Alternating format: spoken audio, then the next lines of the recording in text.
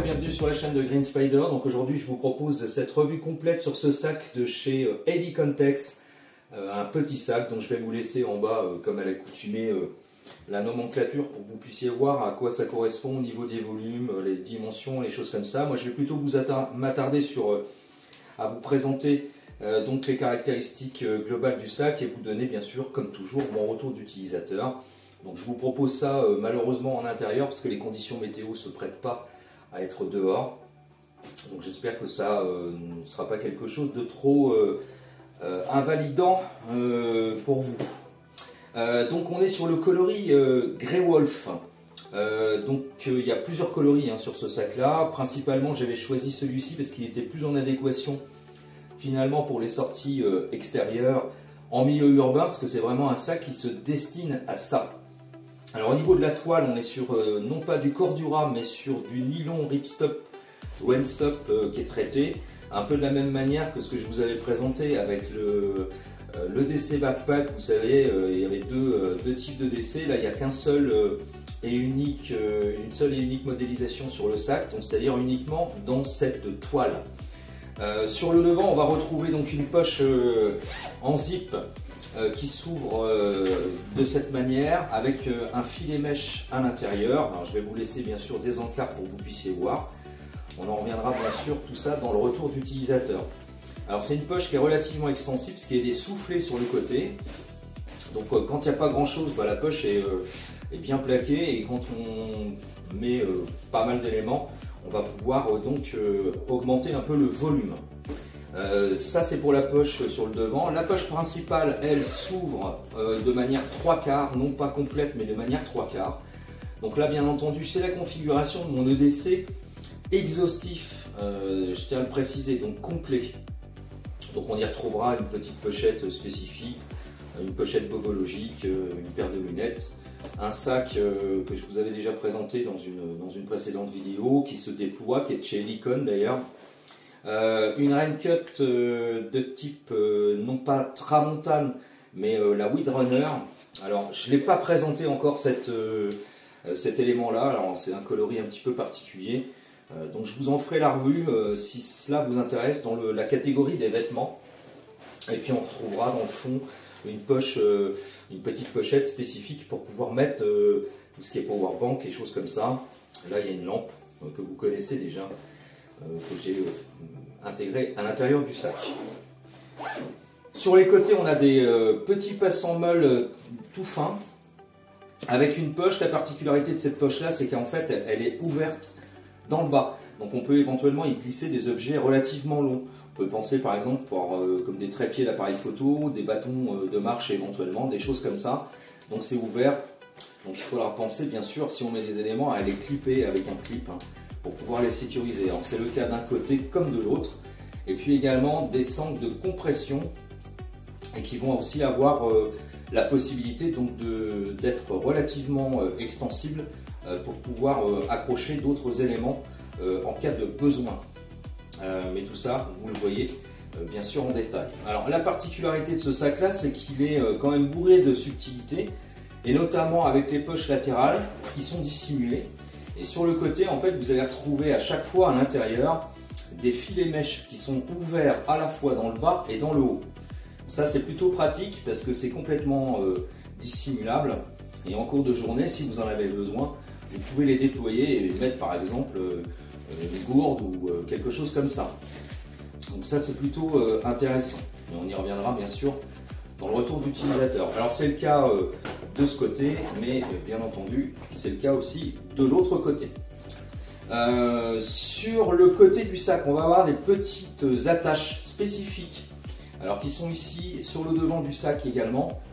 Ça c'est grâce à, sur le dessous, il y a un soufflet également, et à l'intérieur on va retrouver un élément qui va permettre d'être déployé et d'être positionné sur le sac pour pouvoir accrocher pas mal de choses. On peut penser par exemple en cours de journée, vous partez le matin en milieu urbain ou en petite balade, vous avez une veste avec vous, et puis en cours de journée il commence à faire chaud, vous n'avez pas plus besoin de la porter, plutôt que de l'avoir à la main. Et comme le sac, si jamais vous l'avez suffisamment rempli, ça ne rentrera pas. Cette poche qui permet d'être déployée permet de mettre la veste à l'intérieur. Donc on fait un gain de place. C'est plutôt judicieux, c'est plutôt pas mal fait. Les sangles de portage sont de type S. Alors elles ne sont pas complètement solidaires sur le haut du sac, c'est-à-dire qu'au lieu d'être complètement fixées sur le haut, où il y a moins de flexibilité, c'est de type assaut. Alors ça vous le savez, pour ceux qui me suivent, qui ont l'habitude, vous savez que c'est quelque chose que j'apprécie particulièrement parce que ça permet d'avoir une plus grande amplitude de port. Et puis si on a des épaisseurs au niveau des vêtements, des choses comme ça, c'est beaucoup plus intéressant. Du filet mèche sur la totalité du fond du sac. Et puis donc les sangles de portage qui ne sont, attention, pas amovibles. Il n'y a pas de petite attache rapide hein, comme on peut rencontrer sur la plupart des éléments. Là, les sangles sont solidaires. Dans le bas, normalement, ici, de part et d'autre, il y a également une sangle abdominale tout aussi fine, mais par contre, c'est le même problème, elle n'est pas fixe. Alors moi, je l'ai retirée, tout simplement, je l'ai coupée, parce que je n'en avais absolument pas besoin en milieu urbain. Voilà pour ça. Bien sûr, une sangle pectorale, ici et là, qui permet d'être réglée en hauteur pour pouvoir avoir un meilleur maintien au niveau du sac. Je crois que j'ai fait le tour. Et puis sur le dessus, une petite sangle de portage pour prendre le sac à la main. Et puis bien sûr, un décochement ici en ouverture qui permet de sortir le camelback si jamais vous devez le transporter. Voilà, donc j'ai fait le tour. Maintenant, je vous donne mon retour d'utilisateur, ce que j'en pense. Alors, c'est un sac que je possède depuis très longtemps, que je n'avais pas eu l'occasion de présenter encore en vidéo, parce qu'il y a quand même beaucoup de choses à voir et puis à tester. Donc, j'attendais d'avoir fini les tests vraiment pour être sûr de pouvoir en parler. Alors, sincèrement, c'est un sac qui est très fin, en fait, finalement, quand on le regarde comme ça. Là, ici, je vous l'ai dit, on est dans la configuration de l'EDC, on va dire, exhaustif en milieu urbain. Tout rentre parfaitement. C'est d'ailleurs même l'un des sacs les plus condensés qu'on peut trouver à l'heure actuelle, je trouve, en tout cas chez Helicon, hein, j'entends, qui va prendre le minimum de place et qui va permettre d'être emmené vraiment au quotidien. C'est pas très grand, malgré tout il y a quand même une bonne contenance et encore hein, il reste un peu de place. Si on voit, bon, je pourrais rajouter des choses. Donc c'est plutôt pas mal au niveau de la compacité. La résistance de la toile, j'ai rien à dire. Au niveau du montage, tout ça, comme d'habitude chez Helicon, rien à dire non plus. Hein. Aucun fil qui dépasse, tout est très très bien monté. Petit retour sur le dessus ici pour protéger la fermeture, etc., etc. Donc tout ça, il n'y a pas de souci. Donc pas de grosses critiques, on va dire, dans le portage, dans le confort, etc. C'est plutôt pas mal. Maintenant, les critiques que je pourrais apporter autrement. Alors, en premier lieu, c'est cette poche qui est centrale, qui s'ouvre avec un zip et qui permet d'accéder ici. Alors ça, attention, si vous êtes en milieu urbain, dans des villes à forte concentration, je vous conseille de faire très attention à ce que vous allez mettre à l'intérieur. Parce que ça s'ouvre, c'est relativement silencieux, ça s'ouvre très très bien, ce qui fait que pour les pickpockets, ça va être très facile pour eux d'aller récupérer des éléments à l'intérieur. Alors attention, ne mettez rien de sensible à l'intérieur. Ça c'est la première chose, c'est un petit peu juste, on aurait bien aimé quelque chose qui puisse accrocher, pourquoi pas, le dessus de la fermeture au niveau de la glissière.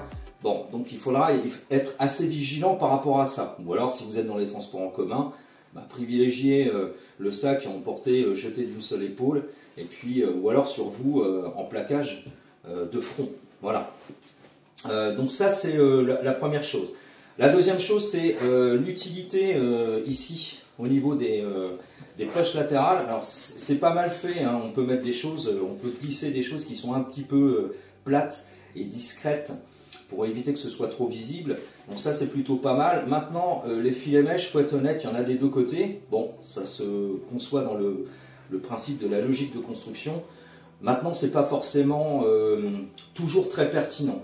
Alors cette sangle qui est sur le côté qui se déploie permet de récupérer, si vous mettez une gourde par exemple, ça va se mettre à balloter à gauche et à droite avec le filet. Donc ça va permettre d'être déployé et de pouvoir cintrer de manière à garder, pour faire corps avec le sac.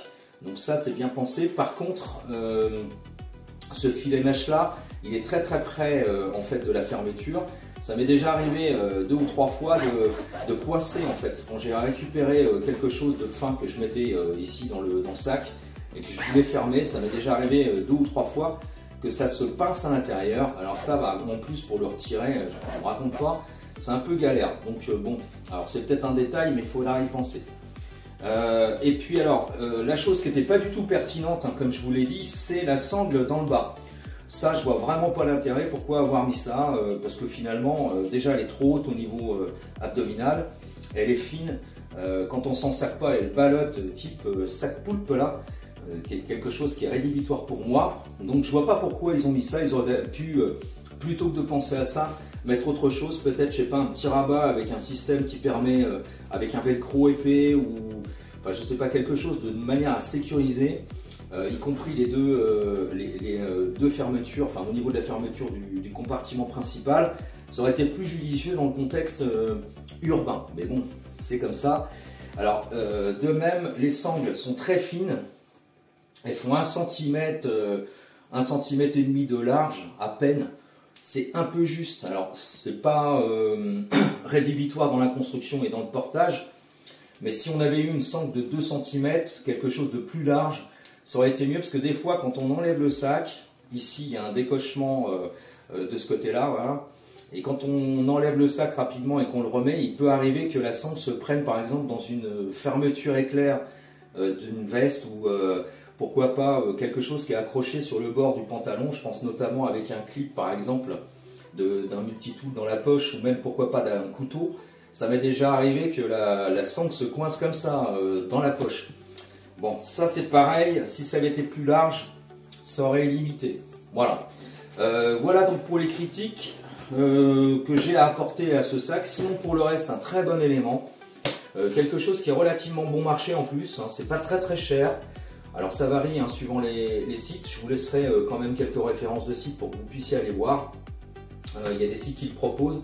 Bon, on peut le trouver parfois entre 40 et 45 € en promotion. Franchement, pour le coup, c'est un bon compromis.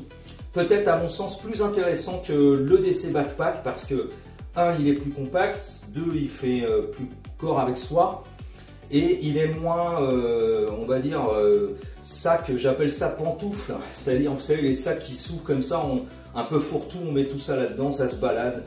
C'est pas bien rangé, bref, il faut aller fouiller, ça finit par faire un gros sac comme ça, là, et puis tout le haut est complètement vide, et puis ça s'accumule dans le bas, parce qu'il n'y a pas de compartiment, il n'y a pas de système d'accroche, pas de velcro, de choses comme ça. Alors celui-ci, il est quand même mieux conçu, parce que quand on met bien les éléments bien rangés, bah voilà, ça tient debout, hein, il n'y a pas de souci. Donc c'est plutôt pas mal fait, c'est plutôt bien réalisé. Au niveau de la résistance, pour finir, des intempéries, alors avec une petite pluie fine, pas de souci. Même avec du vent, donc ça tient. Maintenant, dès que ce sera avec une pluie un peu conséquente, des grosses gouttes, une grosse averse orageuse, ça risque de passer à travers. Voilà, donc il faut y penser.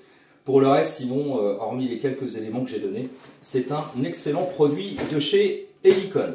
Pour finir, si vous voulez un autre avis que le mien, je vous invite, je vais vous le laisser en fin de vidéo, ainsi qu'en commentaire le lien, d'aller voir la chaîne de Civis Protocol.